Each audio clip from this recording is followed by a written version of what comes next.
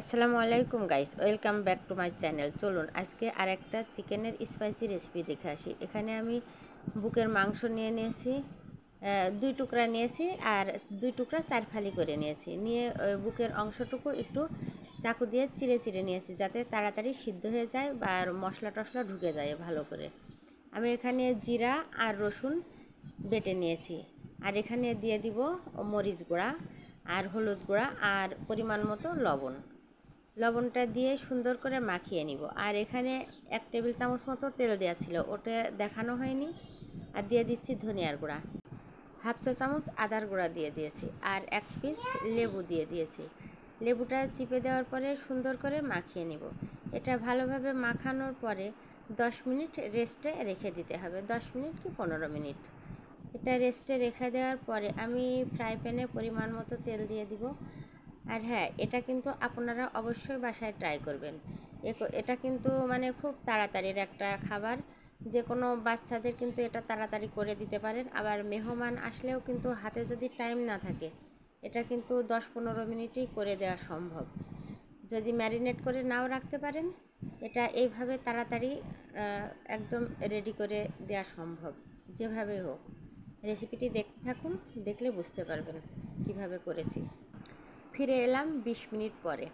আমি ফ্রাই প্যানে অল্প পরিমাণে তেল দিয়ে দিয়েছি।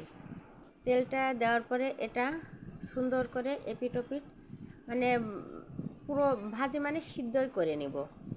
এটা পুরোটা দিয়ে ঢেকে দিব। এই পিঠ 5 মিনিট, ওই পিঠ 5 মিনিট, এই 10 মিনিটই মাংসটা সিদ্ধ হয়ে যাবে।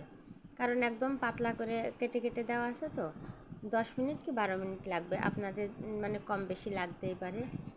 আমার 10 মিনিট লাগছে। এইভাবে দিয়ে সুন্দর করে ঢেকে দিব। ঢেকে দিয়ে 1 পিঠ হওয়া পর্যন্ত অপেক্ষা করব। মিডিয়াম টু লোতে দিয়ে ভেজে নিলাম। এই যে এবার আমি উল্টিয়ে দিচ্ছি, উল্টালে এই যে এই পিঠটা একটু লাল লাল হয়ে যাবে সুন্দর। এভাবে উল্টিয়ে দিয়ে আবারও ঢেকে রাখবো 5 মিনিট। আবারও উল্টায় পাল্টায় দিয়ে এবার নামিয়ে নিব। নামিয়ে দিয়ে ফ্রাই প্যানে আরেকটু তেল দিয়ে দিলাম, দিয়ে 6 থেকে 7 কোয়া মতো রসুন কুচি করে কেটে নিয়েছি। এটা হালকা যে ব্রাউন কালার মতো হবে, তারপরে চুলাটা অফ করে দিচ্ছি। আমি এখন চুলাটা অফ করে দিয়ে এখানে টমেটোর সস দিয়ে দিচ্ছি 2 টেবিল চামচ মতো, আর ওয়েস্টার সস দিচ্ছি, আর দিচ্ছি লাইট সয়া সস।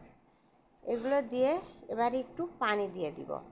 পানি দিয়ে সুন্দর করে মিশিয়ে নিব। এগুলো ভালোভাবে মিশানোর পরে যে একটু ফুটে উঠবে ভালোভাবে আর একটু ঘন হয়ে যাবে, তখন দিয়ে দিব ভাজা মুরগিটা দিয়ে দেওয়ার পরে সুন্দর করে মিশিয়ে নিতে হবে।